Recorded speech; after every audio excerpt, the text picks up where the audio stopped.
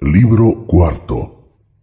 Tomando entonces la palabra Adimanto, dijo: ¿Qué responderá Sócrates si se te objeta que no haces a esos hombres muy dichosos, y esto por falta suya, pues son realmente dueños del Estado, y sin embargo están privados de todas las ventajas de la sociedad, no poseyendo como los demás ni tierras, ni casas grandes, bellas y bien amuebladas, no pudiendo ni sacrificar a los dioses en una habitación doméstica, ni tener donde recibir huéspedes, ni poseer oro y plata, y en fin, nada de lo que en opinión de los hombres sirve para hacer una vida cómoda y agradable? En verdad se dirá que los tratas como auxiliares necesarios que están a sueldo del Estado, sin otro destino que el de guardarle. Sí, y añade que su sueldo solo consiste en el alimento y que además de esto no tienen paga como los demás, y por lo tanto no pueden ni viajar por su cuenta, ni regalar a libertinas, ni disponer de nada a su gusto, como hacen los que presumen de dichosos. ¿Por qué pasas en silencio estos capítulos de acusación y otros muchos semejantes? Únelos, si quieres, a lo que he dicho.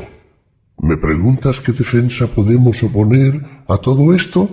Sí, pues sí, sin separarnos del camino que hasta aquí hemos seguido, creo que encontraremos en nuestro mismo plan recursos para justificarnos. Por lo pronto, diremos que no sería una cosa sorprendente que la condición de los recién escritos fuese muy dichosa a pesar de todos estos inconvenientes, que de todos modos, al formar un Estado, no nos hemos propuesto como fin la felicidad de un cierto orden de ciudadanos, sino la del Estado entero, porque hemos creído deber encontrar la justicia en un Estado gobernado de esta manera y la injusticia en un Estado mal constituido, y por medio de este descubrimiento ponernos en posición de decidir la cuestión que es objeto de nuestra polémica. Ahora bien, en este momento, nuestra tarea consiste en fundar un gobierno dichoso, a nuestro parecer por lo menos, un Estado en el que la felicidad no sea patrimonio de un pequeño número de particulares, sino común a toda la sociedad. Examinaremos bien pronto la forma de gobierno que se opone a esta. Si nos ocupáramos en pintar estatuas y alguno nos objetara que no empleábamos los más bellos colores para pintar las más bellas partes del cuerpo, por ejemplo, que no pintábamos los ojos con vermellón, sino con negro, creeríamos responder cumplidamente a este censor diciéndole: no te imagines, hombre sorprendente, que nosotros habíamos de pintar los ojos tan bellos que dejaran de ser ojos, y lo que digo de esta parte del cuerpo debe extenderse de todas las demás. Y así lo que debes examinar es si damos a cada parte el color que le conviene, de suerte que resulte un conjunto perfecto.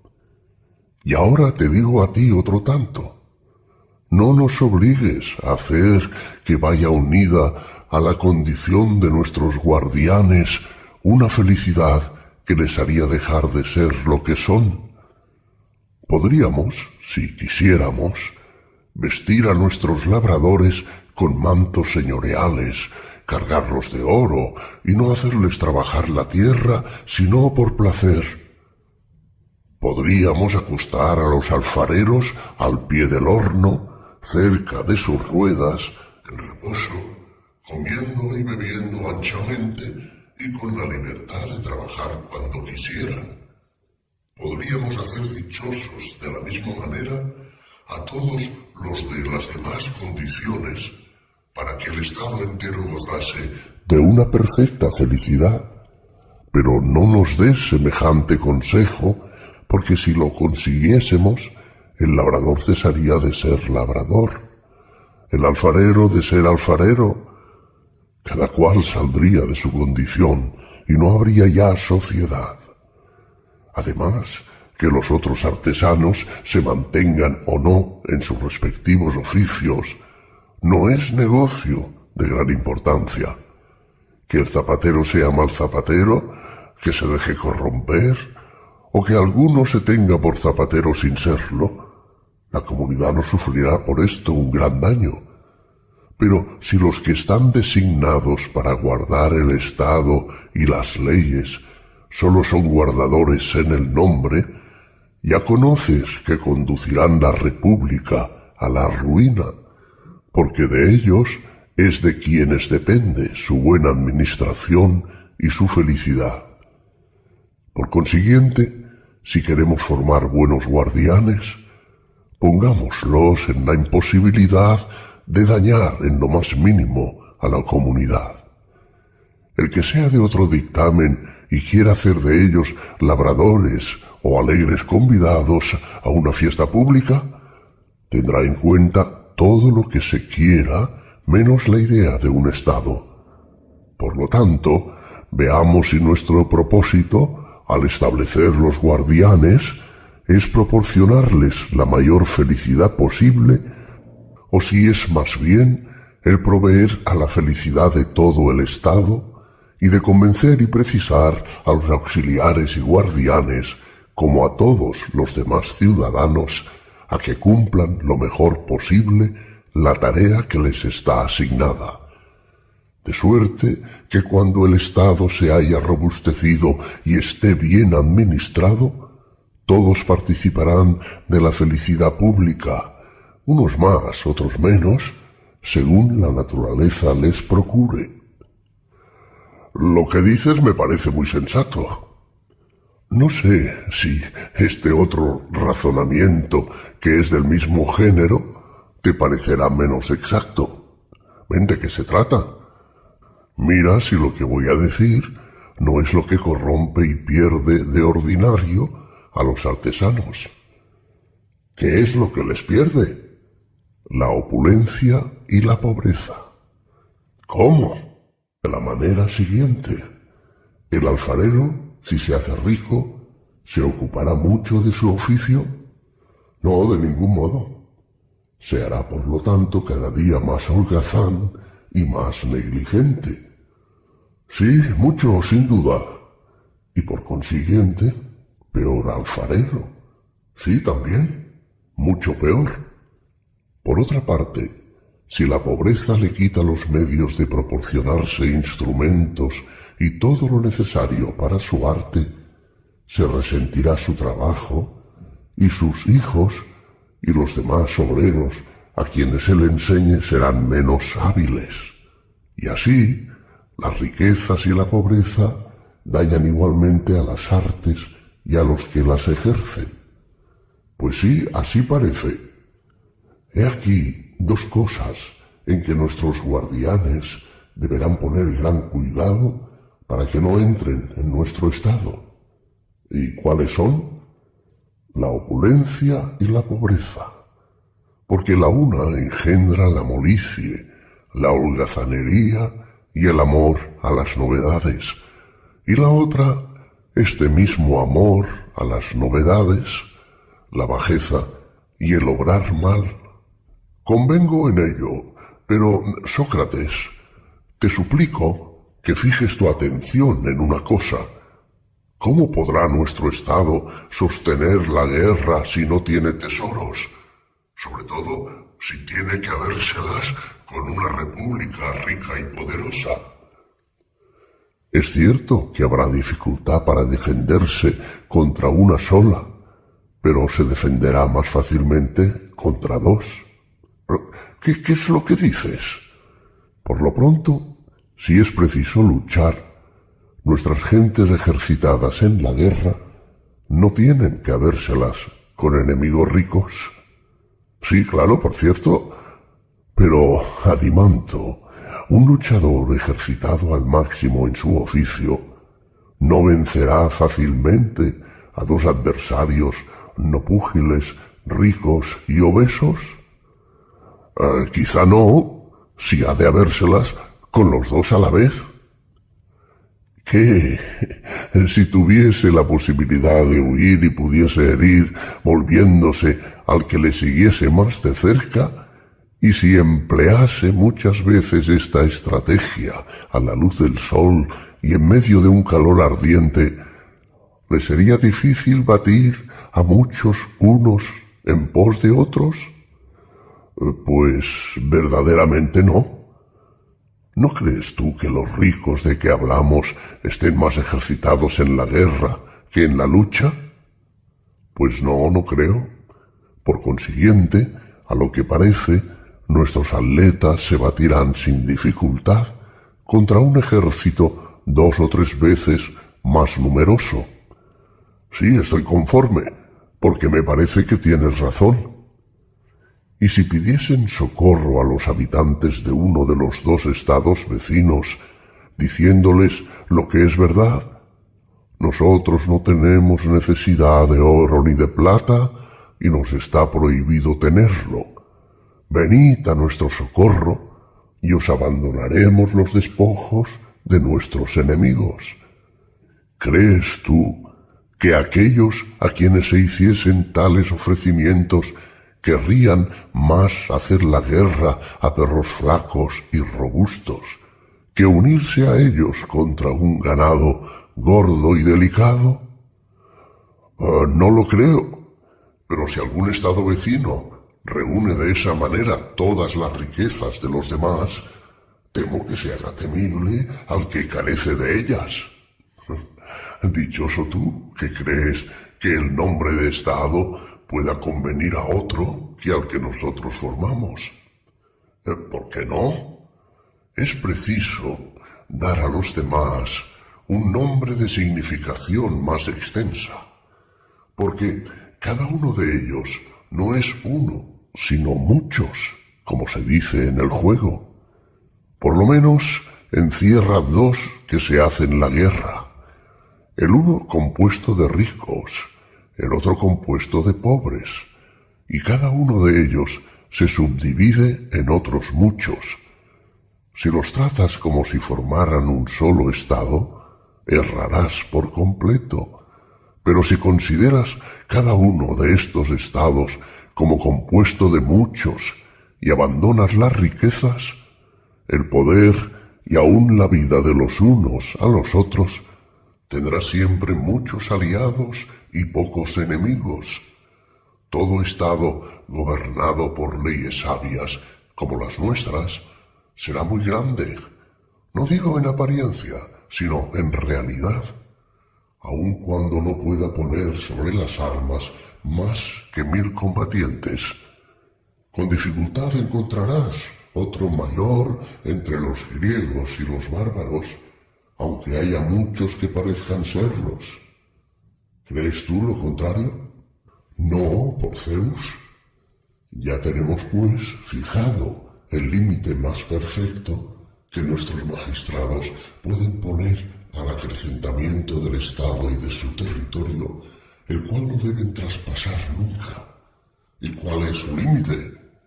Es, a mi juicio, el dejarle agrandar cuanto pueda ser, pero sin que jamás deje de ser uno con perjuicio de la unidad. Y así ordenaremos a nuestros guardianes que obren de tal manera que el Estado no parezca grande ni sea pequeño, sino que deba permanecer en un justo medio y siempre uno. Esto no es de mucha importancia. De menos es lo que arriba les recomendamos.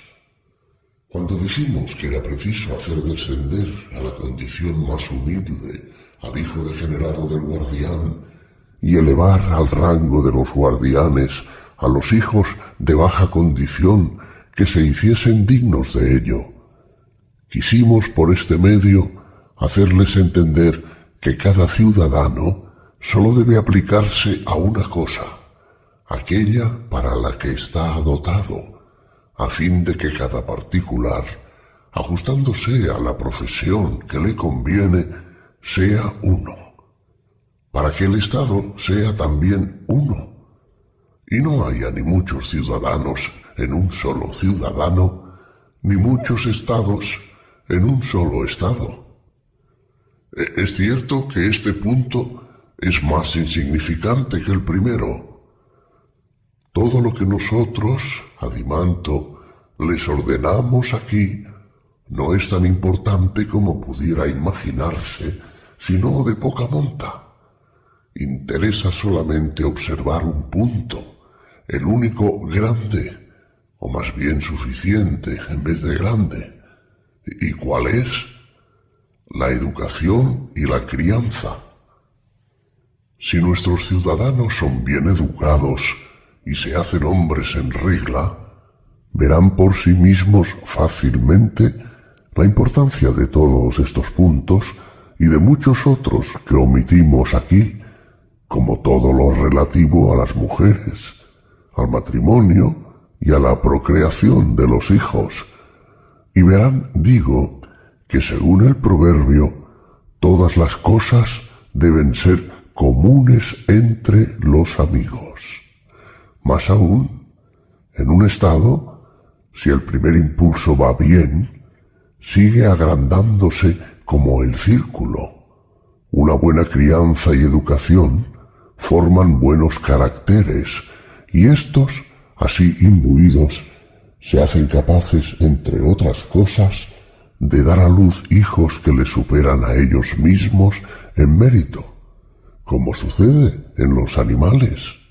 Por lo tanto, para decirlo todo en dos palabras, los que hayan de cuidar de nuestro estado vigilarán especialmente para que la educación se mantenga pura y sobre todo para que no se haga ninguna innovación irregular ni en la gimnasia ni en la música, temiendo que si algún poeta dice «Los cantos más nuevos que surgen de boca de los aedos son los que más agradan», no sea porque el poeta se refiere a canciones nuevas, sino a una manera nueva de cantar. Y por lo mismo, no deben aprobar semejantes innovaciones. No debe alabarse ni introducirse alteración ninguna de esta especie. En materia de música, han de estar muy prevenidos para no admitir nada porque corren el riesgo de perderlo todo. O como dice Damón, y yo soy en esto de su dictamen, no se puede tocar las reglas de la música sin conmover las leyes fundamentales del gobierno. Sí, cuéntame entre los que piensan así. Nuestros guardianes, pues, establecerán en la música, según parece, su cuerpo de guardia. En efecto, ahí es donde el desprecio de las leyes se desliza insensible con más facilidad. Sí, eso es cierto. Al pronto parece que es un juego y que no hay ningún mal que temer. En efecto, en principio, no hace más que insinuarse poco a poco y deslizarse suavemente en los hábitos y en las costumbres. Después sigue aumentándose y se introduce en las relaciones que tienen entre sí los miembros de la sociedad. Y desde aquí avanza hasta las leyes y principios de gobierno que ataca mi querido Sócrates con la mayor insolencia, concluyendo por producir la ruina del Estado y de los particulares. ¿Sucede esto? Por lo menos así me lo parece. Por consiguiente, y tal como decíamos, habrá que someter muy en tiempo los juegos de los niños a la más severa disciplina, porque por poco que ésta llegue a relajarse y que nuestros niños se extravíen en este punto, es imposible que en la edad madura sean virtuosos y sumisos a las leyes.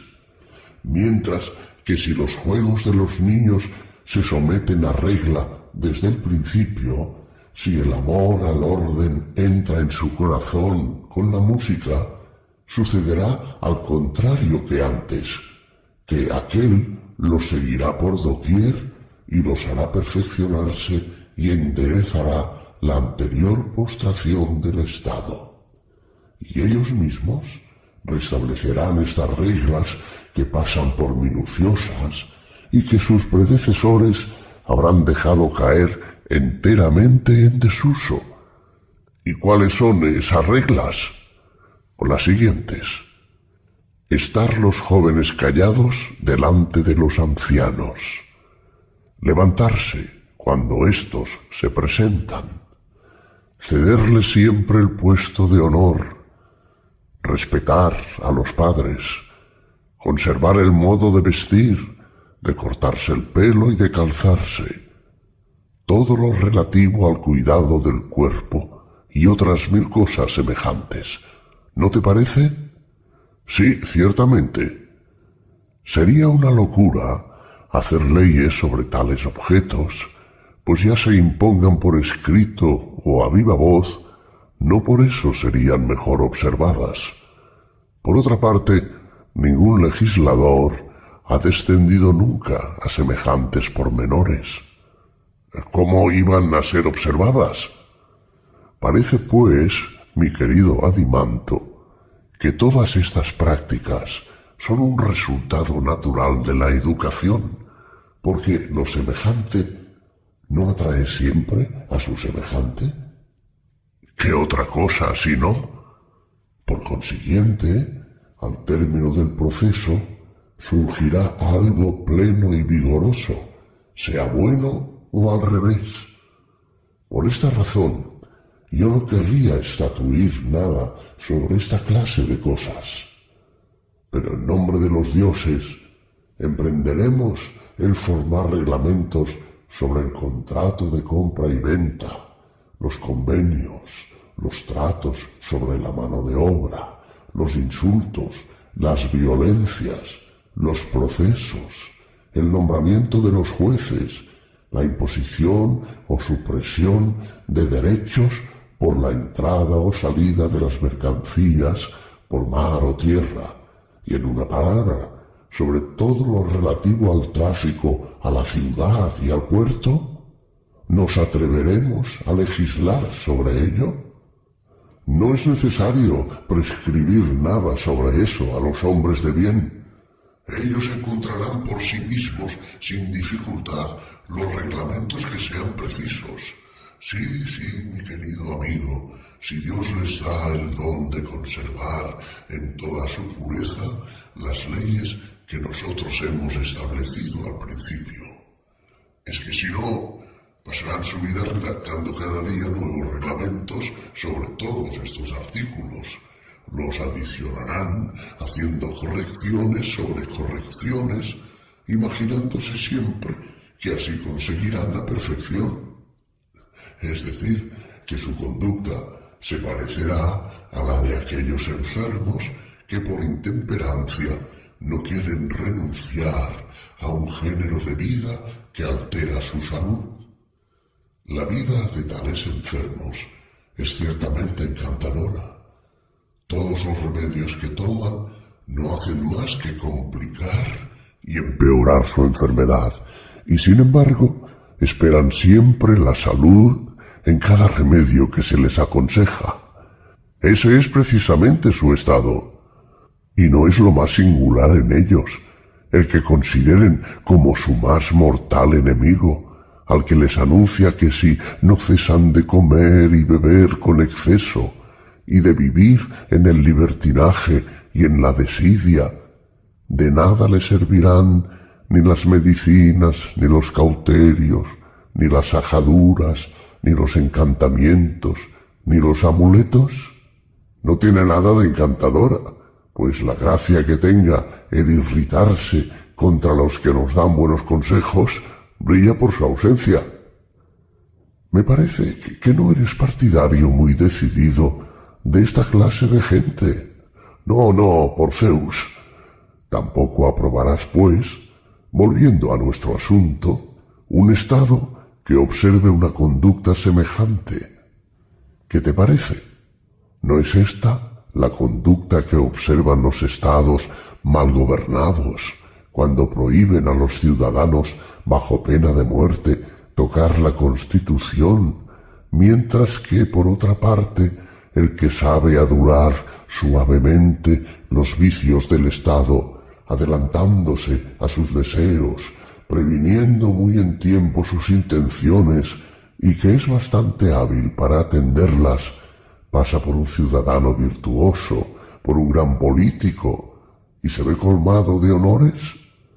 Sí, eso mismo hacen precisamente y estoy distante de aprobarlo. ¿No admiras, sin embargo, el valor y la complacencia de los que se avienen y hasta se apresuran a consagrar todos sus cuidados a tales estados? Sí, los admiro, pero exceptúo a aquellos que, dejándose engañar por la multitud, se imaginan ser grandes políticos a causa de los aplausos que les prodigan. ¿Qué? ¿No quieres excusarles? ¿Crees que un hombre que ignora el arte de medir y a quien la multitud dice que tiene 4 codos de alto pueda dejar de creerlo? No es posible. No te irrites, pues, contra ellos. Son las gentes más divertidas del mundo, con sus reglamentos minuciosos que modifican sin cesar, persuadidos de que remediarán así los abusos que se infiltran en los contratos y en todos los puntos que he hablado. No pueden imaginarse que realmente no hacen más que cortar las cabezas de la hidra. Efectivamente, sí, no hacen otra cosa. Por lo tanto, no creo que cualquiera que sea el estado de que se trate, esté bien o mal gobernado, deba un legislador sabio entrar en este pormenor de leyes y de reglamentos. En el uno, porque es inútil y nada se gana con esto, y en el otro, porque están al alcance de cualquiera o se deducen por sí mismos de las formas de vida precedentes. ¿Qué ley nos corresponde hacer ahora? No, ninguna. Pero demos a Apolo Délfico el cuidado de hacer las legislaciones más grandes, más bellas y más primordiales. ¿Y cuáles son? Las relativas a la construcción de templos, a los sacrificios, al culto de los dioses, los genios y los héroes, a las sepulturas de los muertos y a las ceremonias que sirven para aplacar a los del más allá. Nosotros no sabemos cómo se deben arreglar estas cosas y puesto que fundamos un Estado, no sería de razón que acudiésemos a otros hombres ni consultáramos otro intérprete que el paterno. Y el intérprete natural en materia de religión para todos los hombres es este Dios que ha escogido el centro y como el ombligo de la tierra para gobernar desde allí estos asuntos. Pues sí, dices bien, sólo a él debemos acudir. Así pues, hijo de Aristón, nuestro estado está por fin formado. Llama a tu hermano, a Polemarco, y a todos los que aquí se encuentran. Tratad de descubrir juntos, con el auxilio de alguna antorcha, en qué punto residen la justicia y la injusticia, en qué se diferencia la una de la otra, y a cuál de las dos debe uno atenerse para ser sólidamente dichoso, ya pueda o no evitar las miradas de los hombres y de los dioses. En vano intentas comprometernos en esta indagación, porque tú mismo te has ofrecido a hacerlo, Sócrates, al declararte impío si no defendías la justicia con todas tus fuerzas. Son mis propias palabras las que me recuerdas. Voy, pues, a hacer lo que he prometido. pero es preciso que me ayudéis. Sí, sí, te ayudaremos. Me prometo, de este modo, encontrar lo que buscamos. Si está bien constituido, nuestro estado debe ser perfecto. Por lo tanto, es claro que nuestro estado es prudente, valeroso, templado y justo.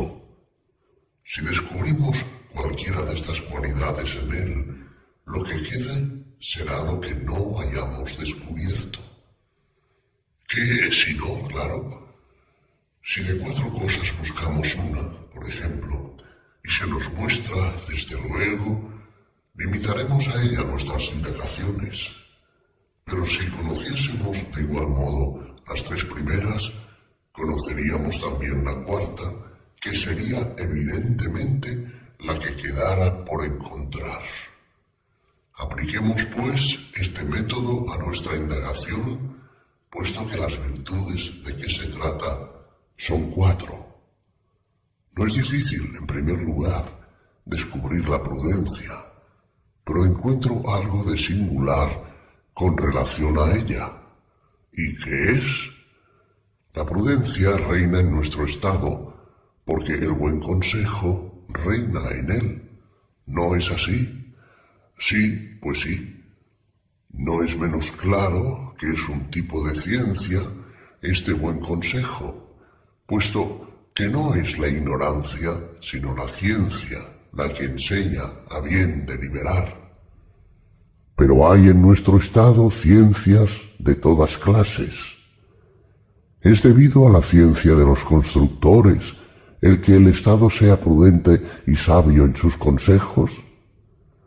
Por ese saber no se la llamaría así, sino hábil en las construcciones. Tampoco se llamará prudente al estado cuando delibere sobre la manera de hacer muebles de forma óptima, según las reglas de este oficio, ni por el saber sobre las obras de bronce o de cualquier otro metal. No, por ninguno de estos, ni cuando se trate de la producción de los bienes de la tierra, porque esto corresponde a la agricultura. Hay, pues, en el estado que acabamos de formar una ciencia que resida en algunos de sus miembros y cuyo fin sea deliberar no sobre alguna parte del estado, sino sobre el estado todo y sobre su gobierno, tanto interior como exterior. Sí, sin duda la hay. ¿Qué ciencia es esta y en quién reside?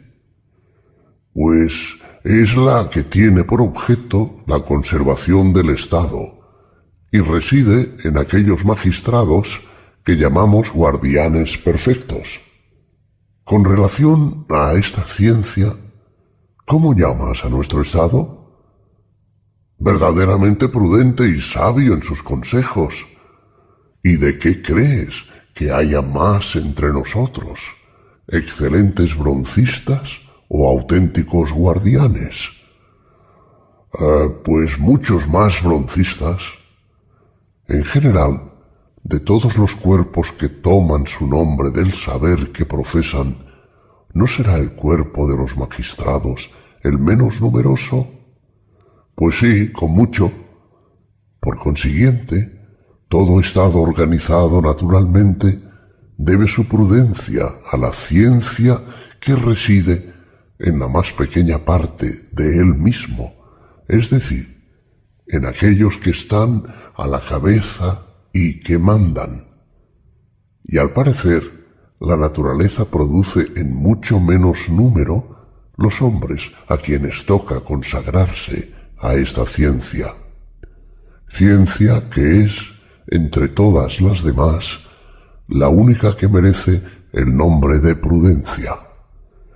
Es muy cierto lo que dice, sí.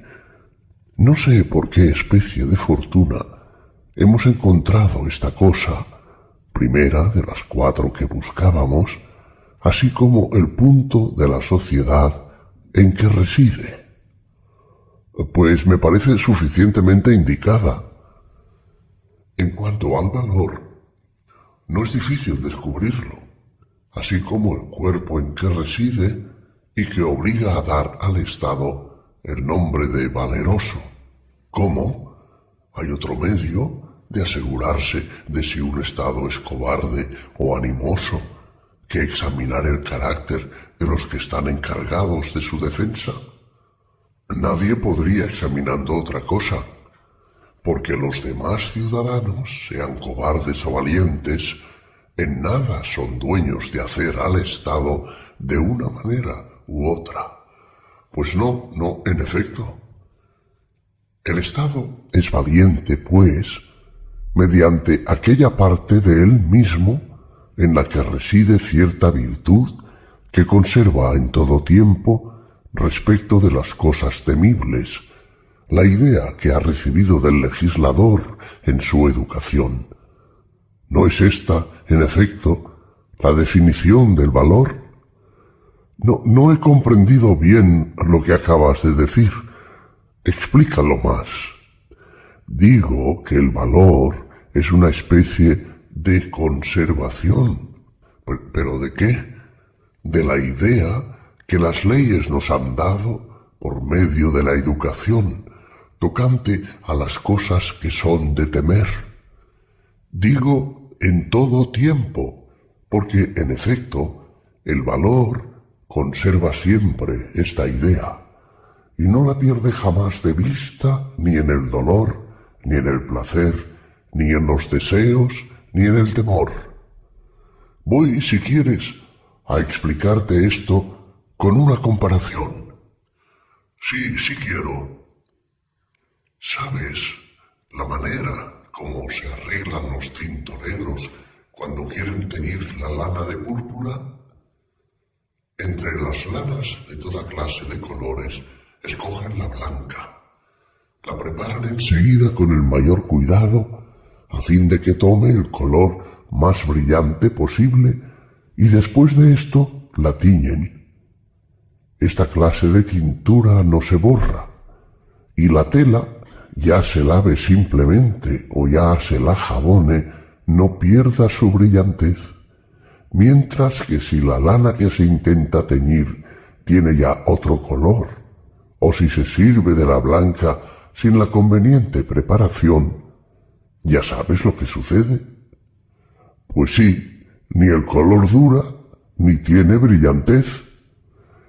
Imagínate ahora que nosotros nos hemos esforzado para hacer lo mismo, escogiendo nuestros guerreros con las mayores precauciones y preparándolos mediante la música y la gimnasia. Nuestra intención al obrar así no es otra, créelo, sino que tomen una tintura sólida de las leyes, que su alma, bien nacida y bien educada, se penetre de tal manera de la idea de las cosas que son de temer, lo mismo que todas las demás, que ninguna clase de elegía pueda borrarla, ni la del placer, que para este efecto tiene una virtud mayor que la de la sosa calestrana, ni el dolor, ni el temor, ni el deseo, más poderosos que cualquier otro detergente. Esta fuerza y preservación en toda circunstancia de la idea justa y legítima, de lo que es de temer y de lo que no lo es, eso es a lo que yo llamo valor. Pues si tú no opinas otra cosa. No, porque me parece que darás a esta idea un nombre distinto del de valor, si no es fruto de la educación, si tiene un carácter brutal y servil, entonces no la considerarás como legítima. Pues dices verdad. Por lo tanto, admito que eso es el valor. Admite igualmente que es una virtud política y no te engañarás. En otra ocasión hablaremos más por extenso sobre este punto si te parece bien. Por ahora ya hemos dicho lo bastante, porque no es eso lo que buscamos, sino la justicia. Pues tienes razón. Aún nos restan dos cosas que descubrir en nuestro estado: la templanza y después la justicia, que es el objeto principal de nuestras indagaciones. ¿Cómo haremos para encontrar directamente la justicia sin tomarnos antes el trabajo de indagar qué sea la templanza? Pues yo no lo sé. No me gustaría que se nos mostrara aquella a la primera, si entonces ya no nos tomamos el trabajo de examinar lo que es la templanza. Y así te agradecería que comenzaras por esta. Haría yo mal en no consentir en ello. Comienza pues el examen. Es lo que voy a hacer. A lo que puedo alcanzar. Esta virtud consiste en cierto acuerdo y armonía en mayor grado que las precedentes. ¿Cómo? La templanza no es otra cosa que un cierto orden, un dominio que el hombre ejerce sobre sus placeres y apetitos. De aquí viene probablemente esta expresión, que no entiendo bastante bien: ser dueño de sí mismo, y algunas otras semejantes que son, por decirlo así, vestigios de esta virtud. ¿No es así? Sí, sin duda. Esta expresión, dueño de sí mismo, tomada a la letra, no es ridícula, porque quien es dueño de sí es también esclavo de sí mismo, y el que es esclavo también dueño, puesto que esta expresión se refiere a la misma persona. He aquí, a mi parecer, sin embargo, el sentido en que debe tomarse. Hay en el alma del hombre dos partes, una superior y otra inferior. Cuando la parte superior, por naturaleza, manda a la inferior, se dice del hombre que es dueño de sí mismo, y es un elogio. Pero cuando, por falta de educación o por cualquier mala compañía, la parte inferior, que es mayor, impera sobre la superior, que es menor, se dice del hombre que es desarreglado y esclavo de sí mismo, lo cual se tiene por vituperable. Esa explicación me parece exacta. Echa ahora una mirada sobre nuestro nuevo estado y encontrarás en él una de esas dos situaciones, y verás que puede decirse con razón de él que es dueño de sí mismo. Si es cierto que debe llamarse templado y dueño de sí, propio a todo hombre, a todo estado, en el que la parte mejor manda a la peor. Ya miro y encuentro que dices verdad. Sin embargo, no quiere decir esto que no se encuentren en él pasiones sin número y de todas clases, lo mismo que placeres y penas en los niños y las mujeres, en los esclavos y hasta en la mayor parte de los que se dicen ser de condición libre y que valen poca cosa, sin duda. Pero con respecto a los sentimientos sencillos y moderados, fundados sobre opiniones exactas y gobernados por la razón y el buen juicio, solo se encuentran en un pequeño número de personas que unen a un extenso natural una excelente educación. Sí, es cierto. Pero ¿no ves que también en nuestro estado ocurre esto? Que los deseos y las pasiones de la multitud, que es la parte inferior, son dominados por la prudencia y la voluntad del pequeño número, que es el de los más aptos. Lo veo, sí. Si de alguna sociedad puede decirse, pues, que es dueña de sí misma, de sus placeres y de sus pasiones, es preciso decirlo de esta. Pues sí, enteramente, y que por esta razón es temperante. ¿No es así? En alto grado. Y si hay alguna sociedad en la que los magistrados y los súbditos tengan la misma opinión acerca de los que deben mandar, es seguramente la nuestra. ¿No te parece? Sin duda alguna. Cuando los miembros de la sociedad están así de acuerdo, ¿en quiénes dirás que reside la templanza? ¿En los que mandan o en los que obedecen? En unos y en otros.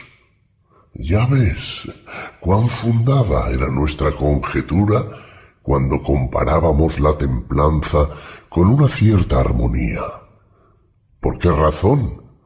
Porque no sucede con ella lo que con la prudencia y la valentía, puesto que encontrándose cada una de estas solo en una parte del Estado, hacen, sin embargo, que el Estado entero sea prudente y valiente, mientras que la templanza está derramada por todos los miembros del Estado, desde los de más baja condición hasta los de la más alta, entre los cuales establece la templanza un acuerdo perfecto desde el punto de vista de la prudencia, de la fortaleza, del número, de las riquezas de los ciudadanos o de cualquier otra cosa semejante, de manera que puede decirse con razón que la templanza consiste en este buen acuerdo y que es una armonía establecida por la naturaleza entre la parte superior y la parte inferior de una sociedad o de un particular para decidir cuál es la parte que debe mandar a la otra. Pues soy decididamente de tu dictamen. Ya hemos encontrado, a mi parecer, 3 cualidades del Estado. Quédanos ahora por descubrir lo que debe completar su virtud, y que es claro que tiene que ser la justicia. Eso es evidente. Hagamos como los cazadores, mi querido Glaucón, rodeando el matorral. Averigüemos el punto donde la justicia debe encontrarse. Tomemos todas las medidas para impedir que se escape y desaparezca a nuestros ojos. En verdad, debe estar en algún punto. Mira y avísame si la ves primero. Pluguiera a los dioses, pero bastante haré si puedo seguirte y percibir las cosas a medida que me las muestres. Invoquemos a los dioses y sígueme. Es lo que voy a hacer. Marcha tú delante. El lugar me parece oscuro, embarazoso y de difícil acceso. Sin embargo, avancemos. Pues adelante. Después de haber mirado por algún tiempo, ¡ea! Mi querido Glaucón, me parece que sigo la pista y creo que no se nos escapa la justicia. Es buena noticia. En verdad que lo que me ha pasado es harto estúpido. ¿Y qué cosa? Hace mucho tiempo, mi querido amigo, que, según parece, la tenemos a nuestros pies y no la habíamos visto. Merecemos que se rían de nosotros como de los que buscan lo que tienen entre manos. Fijamos nuestras miradas allá lejos, en lugar de mirar cerca de nosotros, que es donde está. Quizá es esta la causa de habérsenos ocultado por tanto tiempo. ¿Qué quieres decir? Digo que ha mucho tiempo que hablamos de nuestro asunto sin fijar nuestra atención en que es de él de lo que hablamos. Largo es ese exordio para las ganas que tengo de escuchar. Pues bien, escucha y ve si tengo razón. Lo que estatuimos al principio, cuando fundamos nuestro Estado, como un deber universal e indispensable, es la justicia misma, o por lo menos algo que se le parece. Dijimos y hemos repetido muchas veces, si te acuerdas, que cada ciudadano no debe tener más que un oficio, aquel para el que desde su nacimiento ha descubierto mejores disposiciones.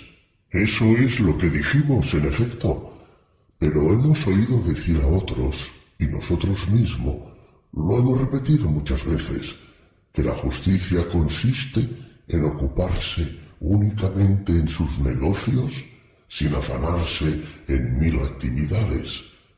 Así lo hemos dicho. Entonces, mi querido amigo, me parece que la justicia consiste en que cada uno haga lo que tiene obligación de hacer. ¿Sabes lo que me induce a creerlo? Pues no, dilo. Me parece que después de la templanza, de la fortaleza y de la prudencia, lo que nos falta examinar en nuestro estado debe ser el principio mismo de estas tres virtudes, lo que las produce y después de producirlas, las conserva mientras subsiste en ellas.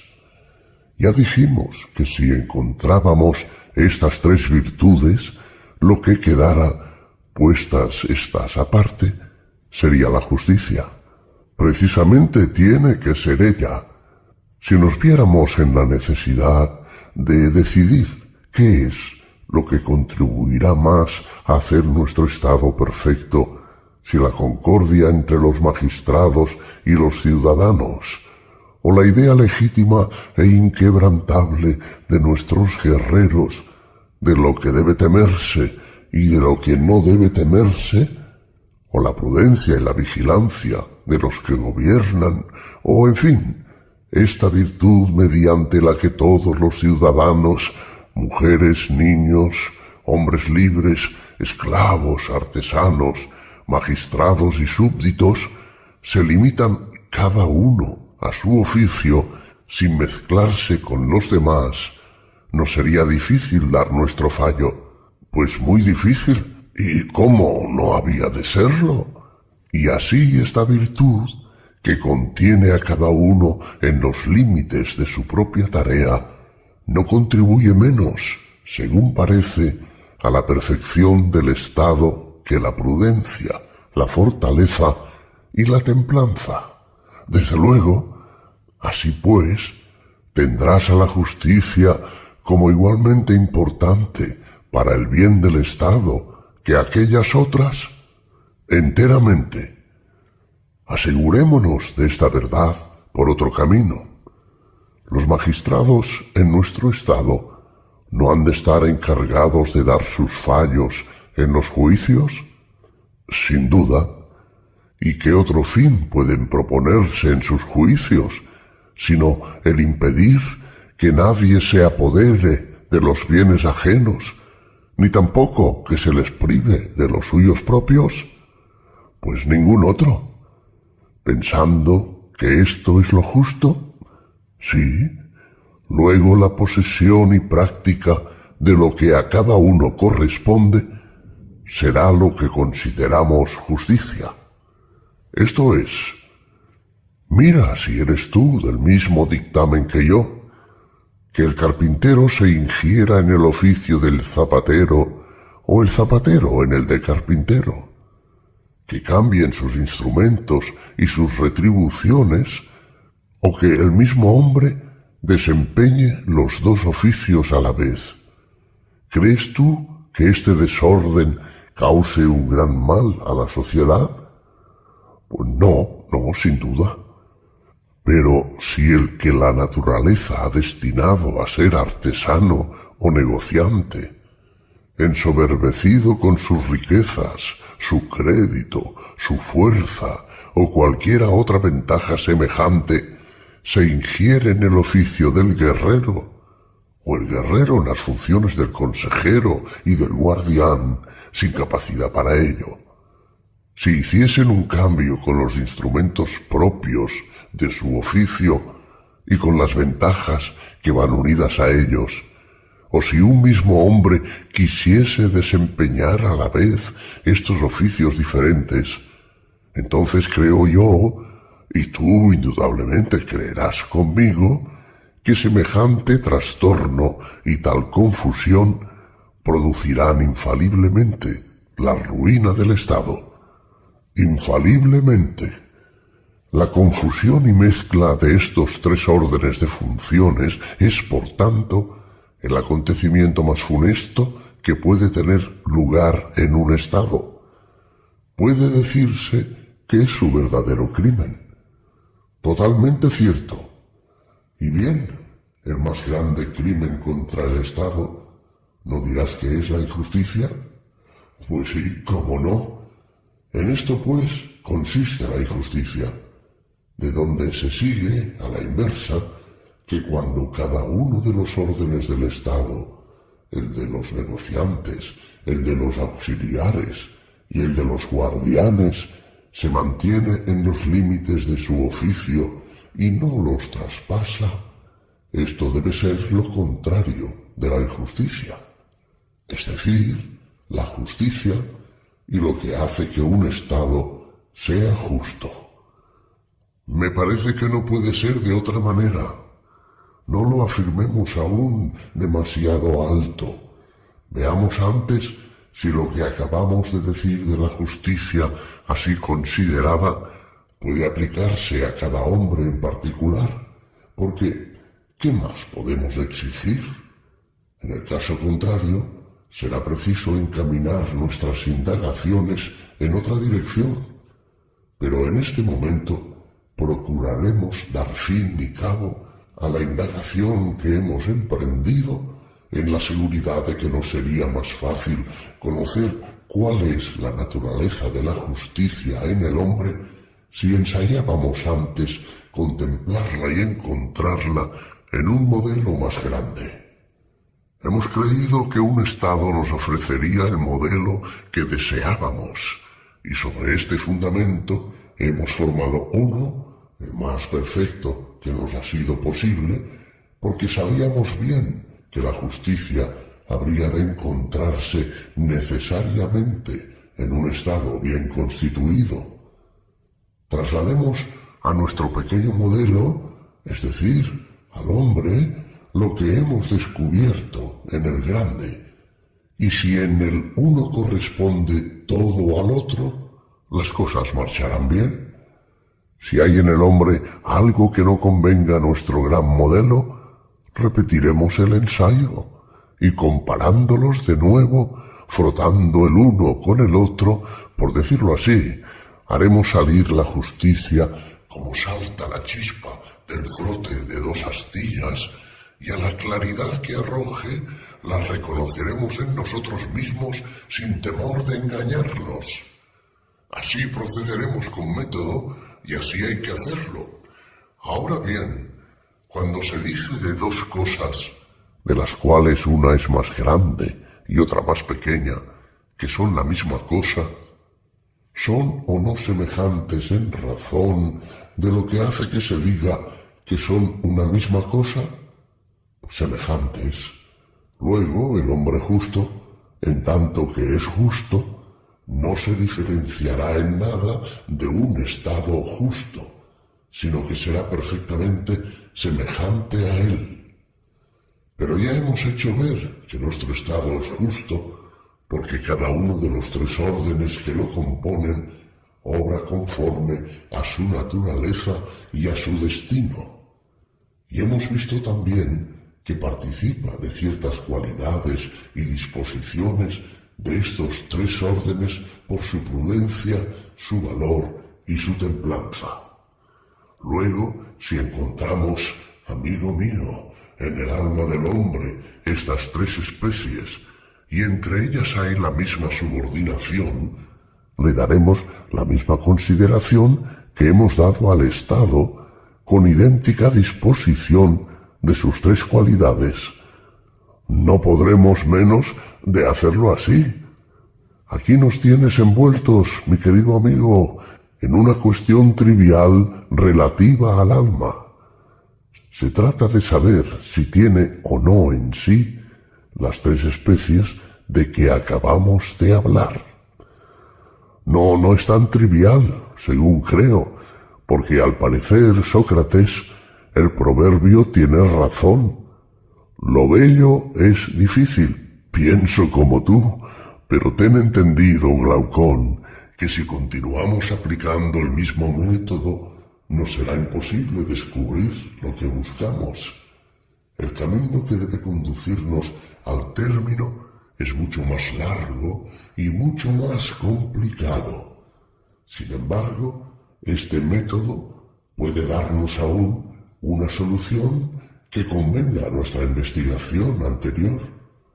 Me parece que eso que dices debe bastar por el momento. Bien, sea así. Yo me daré también por satisfecho. Entra pues en materia y no te desanimes. No debemos necesariamente convenir en que el carácter y las costumbres de un Estado se encuentran en cada uno de los individuos que lo componen, puesto que sólo por medio de ellos han podido pasar al Estado. En efecto, sería ridículo que ese carácter ardiente e indómito atribuido a ciertas naciones, como a los tracios, a los escitas y en general a los pueblos del norte, o ese espíritu curioso y ávido de ciencia que con razón se puede atribuir a nuestra nación, o en fin, ese espíritu de interés que caracteriza a los fenicios y a los egipcios, tengan su origen en otra parte que en los particulares que componen cada una de estas naciones. Sin duda, esto es muy cierto y no ofrece ninguna dificultad, pues no. Lo verdaderamente difícil es decidir si nosotros obramos en virtud de una o de tres especies diferentes. Si es uno el elemento que en nosotros conoce, otro el que se irrita y un tercero el que se deja llevar del placer que va unido a la alimentación o a la reproducción y a los demás placeres de la misma naturaleza. O bien es el alma toda la que produce en nosotros cada uno de estos efectos cuando nos aplicamos a ello. He aquí lo que es difícil explicar de una manera satisfactoria. Convengo en ello. Ensayemos decidir por este camino si hay en el alma tres elementos distintos o uno. ¿Por qué camino? Es cierto que el mismo sujeto no es capaz, al mismo tiempo, en la misma parte y con respecto al mismo objeto, de acciones y pasiones contrarias. Y así, si encontramos en el alma algo semejante a esto, concluiremos con toda certidumbre que hay en ella tres elementos distintos. Fíjate en lo que te voy a decir. La misma cosa, considerada bajo la misma relación, puede estar al mismo tiempo en movimiento y en reposo. No, de ningún modo. Asegurémonos más de esto para no vernos después embarazados.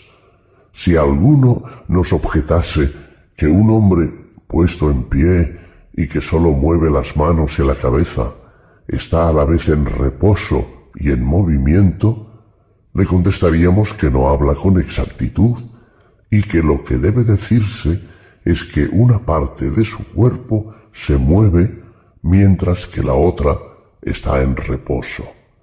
¿No es así? Pues sí. Si para dar muestras de sutileza sostuviese que la peonza o cualquier otro de los cuerpos que giran sobre su eje sin mudar de sitio está a la vez toda ella en reposo y en movimiento, nosotros no confesaríamos que estos cuerpos estén a la vez en reposo y en movimiento bajo la misma relación. Diríamos que es preciso distinguir en ellos dos cosas, el eje y la circunferencia, que en cuanto a su eje están en reposo, puesto que éste no se inclina a ningún lado, pero que en cuanto a su circunferencia se mueven con un movimiento circular, y que si el eje llegara a inclinarse a la derecha o a la izquierda, hacia adelante o hacia atrás, entonces sería absolutamente falso el decir que estos cuerpos estaban en reposo. Esa sería una respuesta oportuna. No debemos, pues, detenernos por esta clase de dificultades, porque nunca nos convencerán de que la misma cosa, mirada bajo la misma relación y respecto al mismo objeto, sea al mismo tiempo susceptible de acciones y de pasiones contrarias. A mí no, desde luego. Sin embargo, para no detenernos mucho en enumerar todas estas objeciones y en demostrar su falsedad, pasemos adelante suponiendo cierto el principio de que hablamos. Convengamos tan solo en que, si después se demostrase que era falso, todas las conclusiones que hubiésemos deducido serán nulas. Así hay que hacerlo. Dime ahora, mostrar asentimiento y disentimiento, tender hacia un objeto y alejarse de él, atraerle así y rechazarle, ¿son cosas opuestas, sean acciones o pasiones, porque para el caso es lo mismo? ¿Son opuestas? ¿Y qué? El hambre, la sed y en general los apetitos naturales, el deseo, la voluntad, todo esto no está referido a las especies de que acabamos de hablar. Por ejemplo, ¿no se dirá de un hombre que tiene algún deseo, que su alma tiende a lo que ella desea, que atrae así la cosa que ella querría tener, y que en tanto que desea que se le dé una cosa, se da a sí misma señales de que la quiere, como si se le preguntase, anticipándose ella misma en cierto modo al cumplimiento de su deseo? Sí, y el no querer, no anhelar, no desear, no es lo mismo que rechazar y alejar de sí. Y estas operaciones del alma no son contrarias a las precedentes, pues sin duda. Sentado esto, ¿no diremos que tenemos una cierta clase de apetitos y sobre todo dos que están más a la vista, que son la sed y el hambre? Eso diremos. ¿No tienen por objeto el uno el beber y el otro el comer? Sí.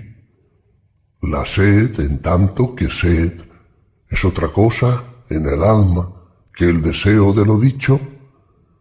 En otros términos, la sed en sí tiene por objeto una bebida caliente o fría, en grande o en pequeña cantidad, y en general tal o cual bebida.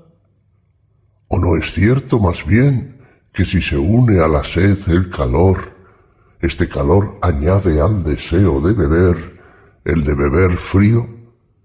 Que si se le une el frío, este frío añade el deseo de beber caliente. Que si la sed es grande, se quiere beber mucho, y si pequeña, se quiere beber poco.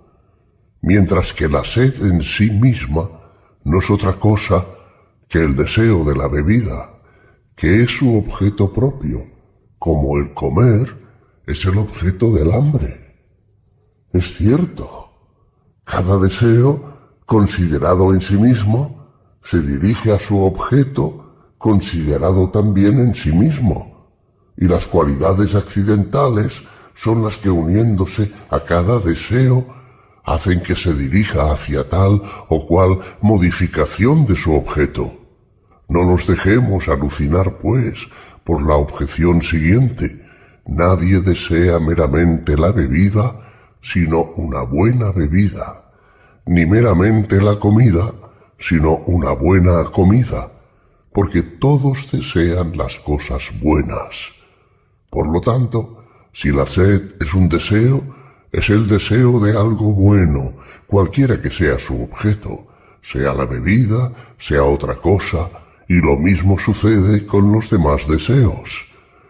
Esta objeción, sin embargo, parece que es de alguna importancia, pero ten en cuenta que las cosas que tienen alguna relación con otras se refieren a tal o cual otra cosa como resultado de ser ellas de tal o cual manera a lo que me parece, y que por el contrario, tomada cada cosa en sí, sólo se refiere a su objeto en sí.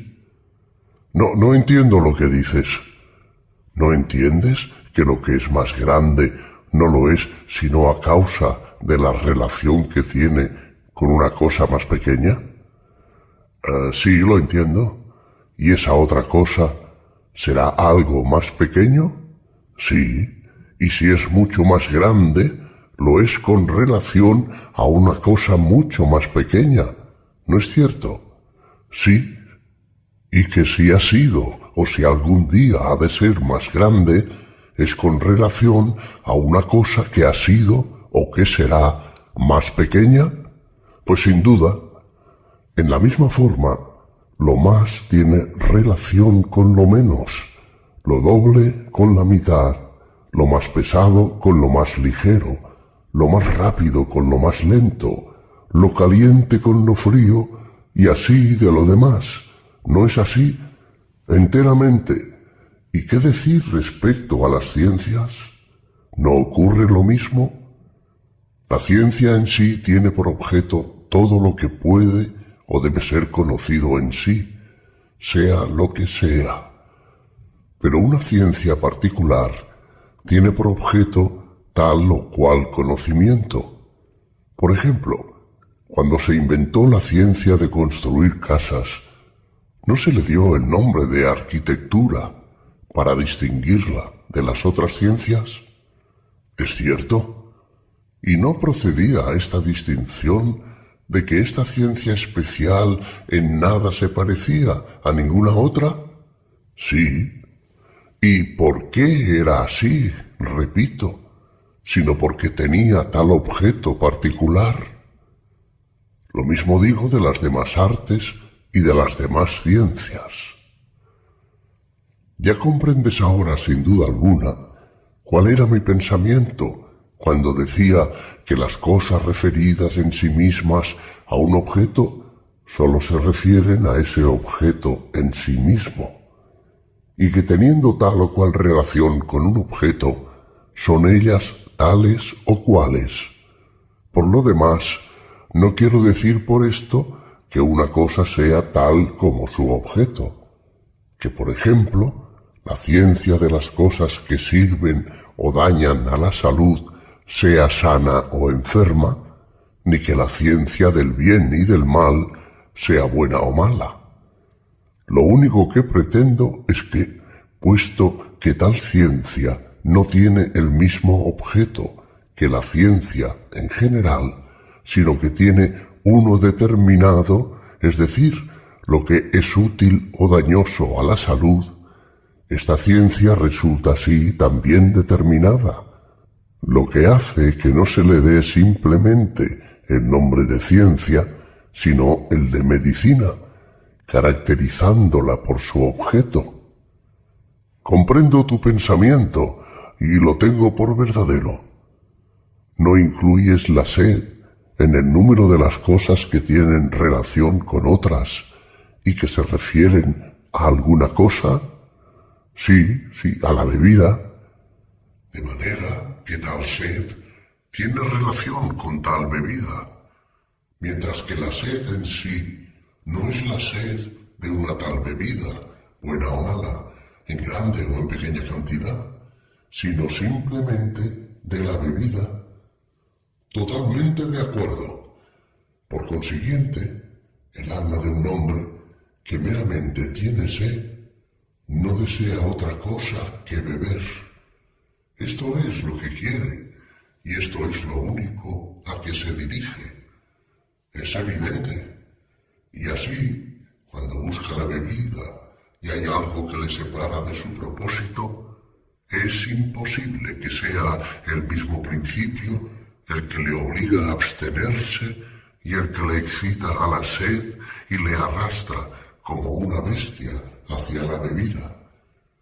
Porque ya dijimos que una misma cosa no puede hacer lo contrario en la misma parte de sí misma con relación al mismo objeto y al mismo tiempo.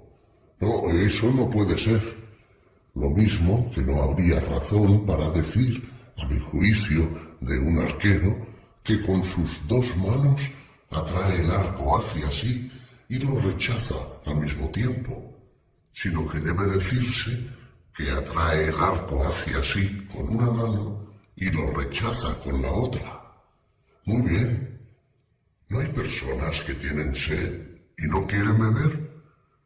Se encuentran muchas veces y en gran número. ¿Qué puede pensarse de tales personas, sino que hay en su alma un principio que les ordena beber y otro que se lo prohíbe y que puede más que el primero? Yo así lo pienso. Este principio que les prohíbe beber no nace cuando nace el razonamiento. El que los lleva y arrastra a ello no es un resultado de sufrimientos y enfermedades. Tal parece. Tenemos, pues, derecho a decir que son estas dos cosas distintas y llamar racional a esta parte de nuestra alma que razona y apetitiva, privada de razón, amiga de los goces y de los placeres, a esta otra parte del alma que es el principio del amor, del hambre, de la sed y de los demás deseos. No sin razón los consideramos así. Sentemos pues como cierto que estas dos especies se encuentran en nuestra alma. Pero la fogosidad y aquello por lo que nos enardecemos, ¿es una tercera especie? ¿O será de la misma naturaleza que las otras dos? Quizá de la misma que la parte apetitiva. Pero me contaron una cosa que tengo por prueba verdadera, y es la siguiente.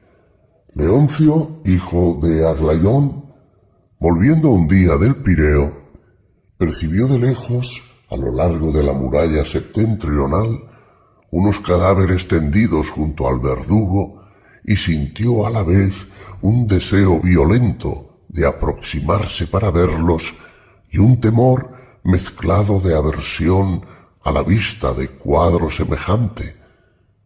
Al pronto resistió y se tapó la cara, pero cediendo al fin a la violencia de sus deseos, se dirigió hacia los cadáveres y abriendo los ojos cuanto pudo, exclamó: «Y bien, desgraciados, gozad anchamente de tan magnífico espectáculo. He oído referir lo mismo». Este suceso indica que la fogosidad se opone algunas veces en nosotros al apetito y por consiguiente que es una cosa distinta. ¿No observamos también en muchas ocasiones que cuando uno es arrastrado por sus deseos, a pesar de la razón, se dirige cargos a sí mismo, se irrita contra lo que le hace violencia interiormente y que en esta especie de discordia la fogosidad se pone de parte de la razón? No creo, en cambio, que hayas experimentado en ti mismo, ni observado en los demás, que la cólera se ponga jamás de parte del deseo cuando la razón decide que algo no debe hacerse. No, por Zeus. ¿No es cierto que cuando se cree obrar injustamente, se nota a más generosidad de sentimientos, menos motivo para enfadarse, aun en medio de sufrimientos como el hambre, el frío o cualquier maltrato de otro, cuando se cree que ese tal tiene razón para conducirse de esta manera, contra el cual, para decirlo de una vez, la cólera no puede despertarse? Pues nada más cierto. Pero si estamos persuadidos de que se comete con nosotros una injusticia, ¿no se inflama entonces nuestra cólera y no se inclina del lado de lo que nos parece justo? En lugar de dejarse dominar por el hambre, el frío o cualquier otro maltrato, ¿no intenta sobreponerse a todo?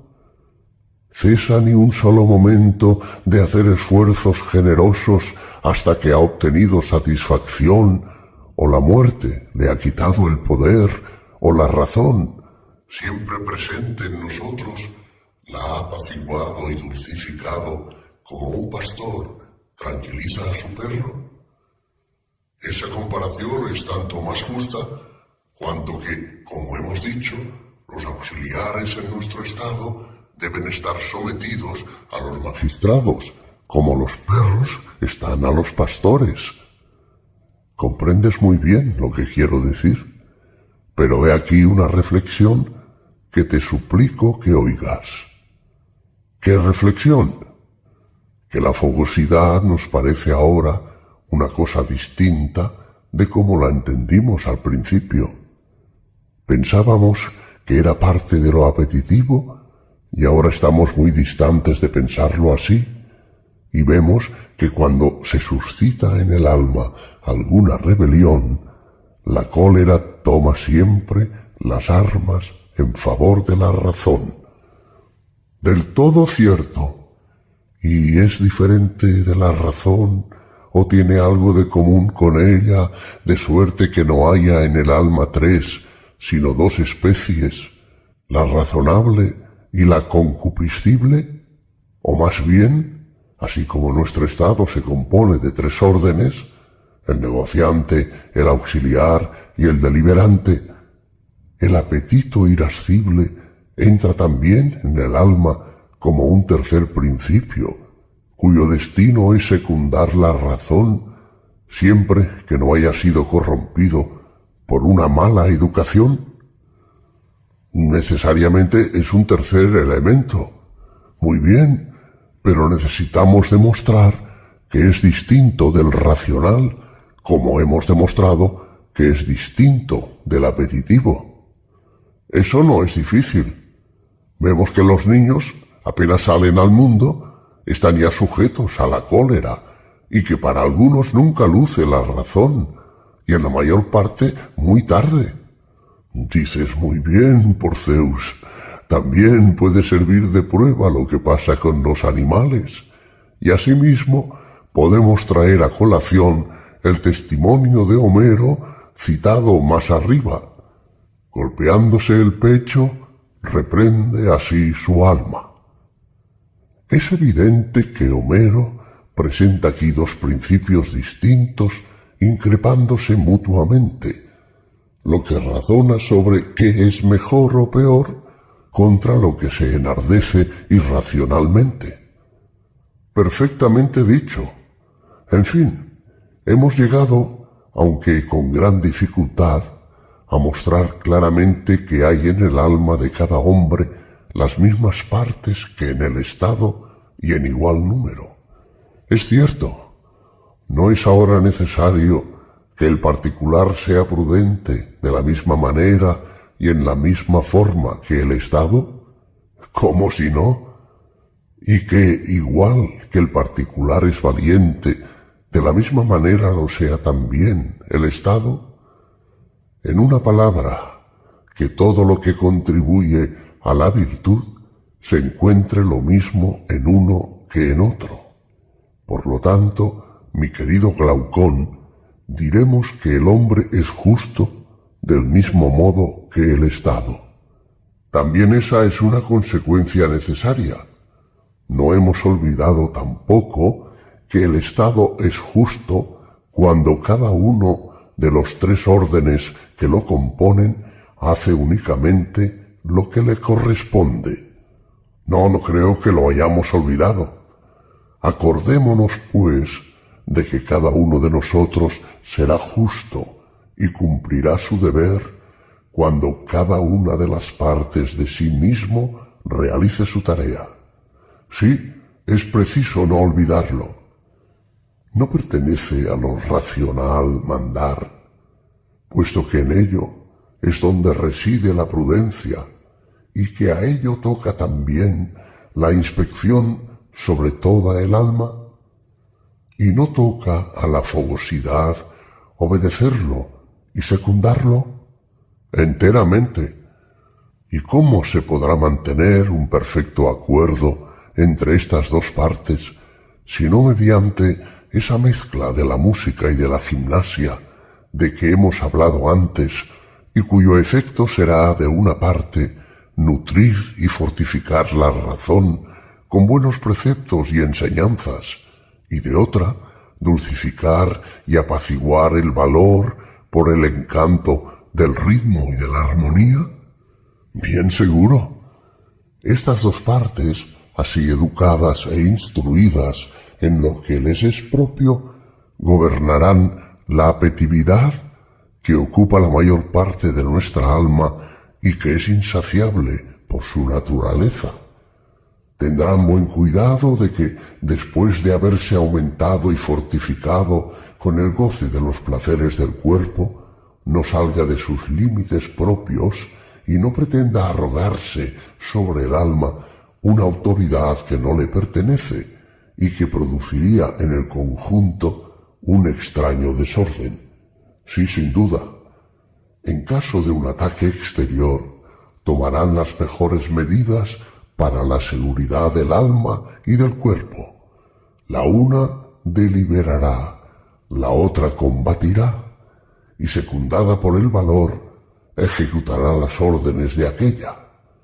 El hombre merece el nombre de valiente, según pienso, cuando este segundo elemento, el fogoso, sigue constantemente en medio de los placeres y de las penas los juicios de la razón sobre lo que es o no es de temer. Exactamente, es prudente mediante esta pequeña parte de su alma que manda y da órdenes, y que es la única que sabe lo que es útil a cada una de las otras tres partes y a todas juntas.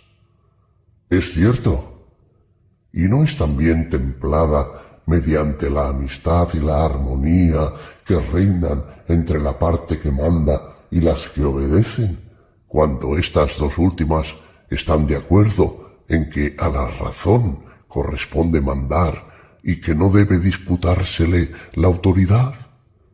La templanza no puede tener otro principio, sea en el Estado, sea en el particular.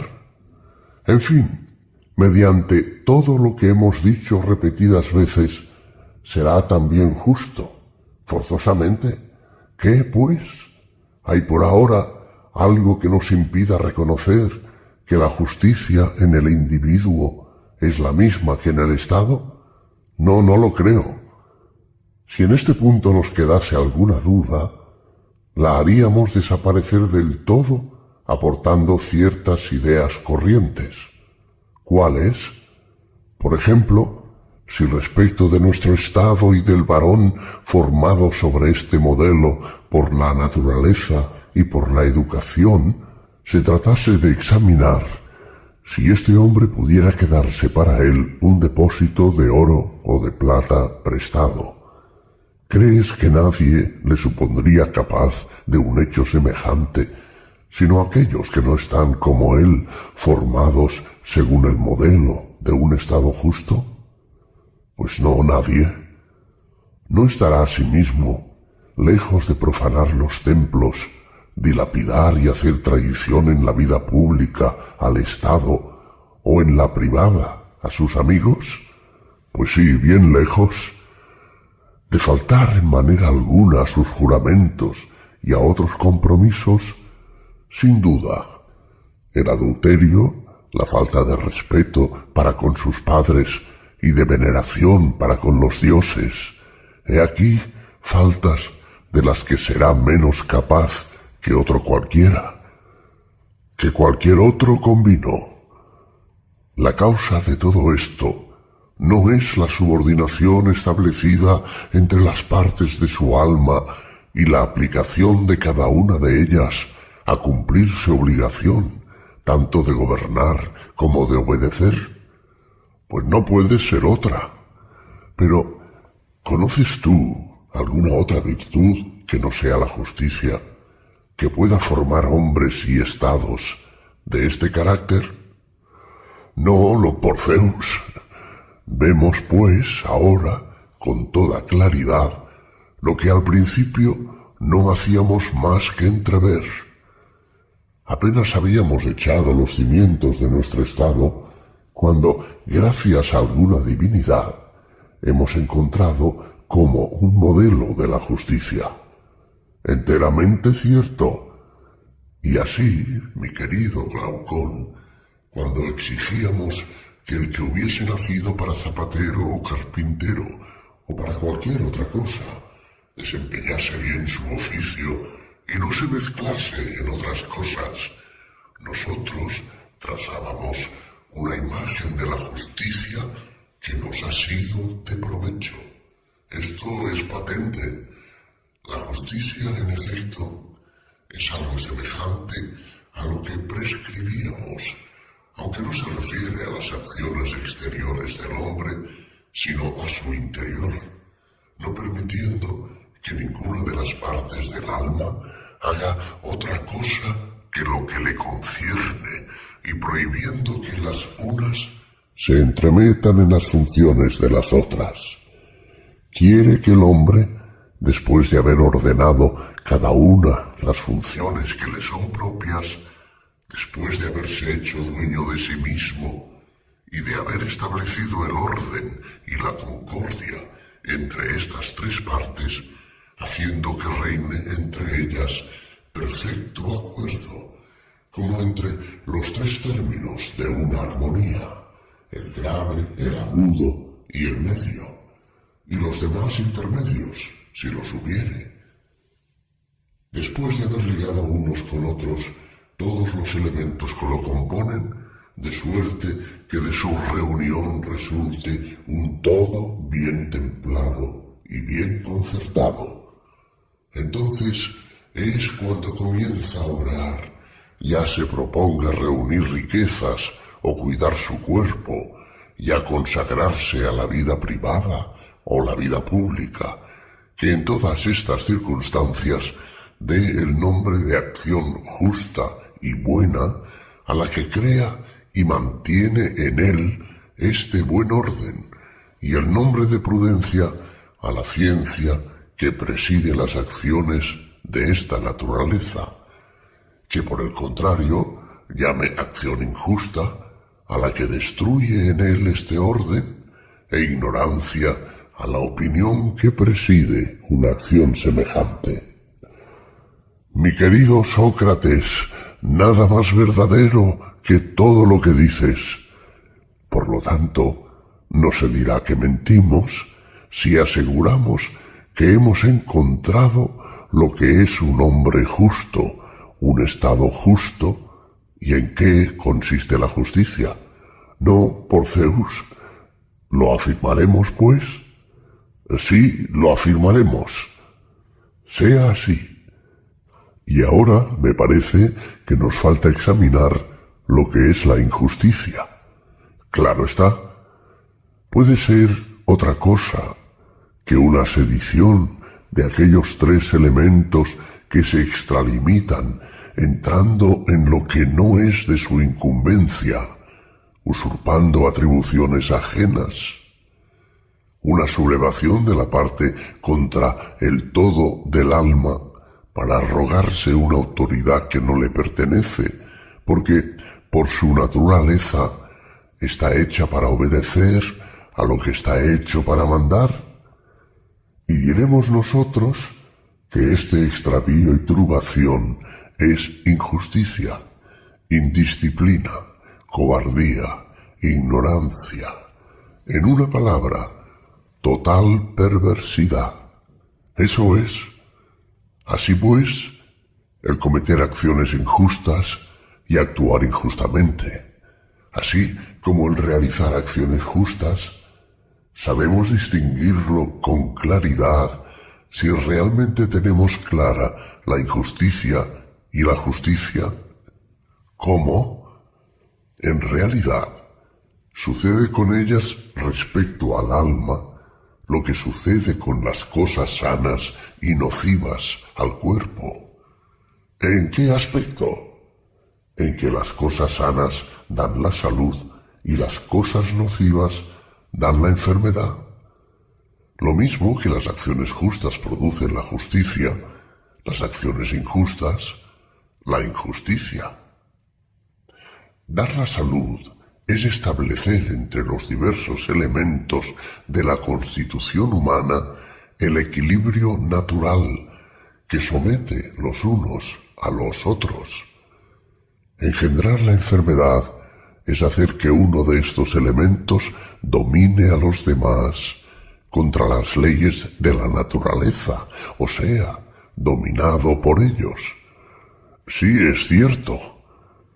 Por la misma razón, producir la justicia no es establecer entre las partes del alma la subordinación que la naturaleza ha querido que haya, y producir la injusticia es dar a una parte sobre las otras un imperio que es contra la naturaleza. Exactamente. La virtud, por consiguiente, es, si puedo decirlo así, la salud, la belleza, la buena disposición del alma. El vicio, por el contrario, es la enfermedad, la deformidad y la flaqueza. ¿No contribuyen las acciones buenas a crear en nosotros la virtud y las acciones malas a producir el vicio? Forzosamente. Por consiguiente, lo único que nos queda por examinar es si es útil ejecutar acciones justas, consagrarse a lo que es honesto y ser justo, sea o no tenido uno por tal, o si lo es cometer injusticias y ser injusto, con tal que no tenga uno que temer el castigo ni verse forzado a hacerse mejor mediante el mismo. Pero, Sócrates, me parece ridículo detenerse en semejante examen, porque si cuando la naturaleza del cuerpo está enteramente destruida, la vida se hace insoportable aún en medio de los placeres de la mesa, de la opulencia y de los honores, con mucha más razón debe ser para nosotros pesada carga cuando el alma, que es su principio, está alterada y corrompida, aun cuando por otra parte tenga el poder de hacerlo todo menos el de librarse a sí misma del vicio y alcanzar la justicia y la virtud. Esto suponiendo que la injusticia y la justicia se revelen tales como hemos explicado. Sería en efecto ridículo detenerse en este examen, pero ya que hemos llegado al punto de darnos por completamente convencidos de esta verdad, no debemos pararnos aquí por cansancio. Guardémonos mucho de perder el ánimo por Zeus. Atiende y mira. ¿Bajo cuántas formas, entiendo formas dignas de ser observadas, se presenta el vicio? ¿Te sigo? Sí, habla. Pues bien, mirando desde la altura a que nos ha conducido esta conversación, me parece ver, como desde una atalaya, que la forma de la virtud es una y que las del vicio son innumerables. Sin embargo, pueden reducirse a 4 las que merecen que nos ocupemos de ellas. ¿Qué quieres decir? Quiero decir que el alma tiene tantas formas diferentes como el gobierno. ¿Cuántas? 5 las del gobierno y 5 las del alma. Bien, ¿de cuáles son? Digo por lo pronto que la forma de gobierno que nosotros hemos establecido es una, pero que se le pueden dar 2 nombres. Si gobierna uno solo, se dará al gobierno el nombre de monarquía, y si la autoridad se divide entre muchos, se llamará aristocracia. ¿Verdad es, sí? Digo que aquí no hay más que una sola forma de gobierno, porque el que el mando esté en manos de uno solo o en el de muchos, esto no alterará en nada las leyes fundamentales del Estado, si los principios de crianza y educación que hemos establecido son rigurosamente observados. ¿No parece que las vaya a alterar?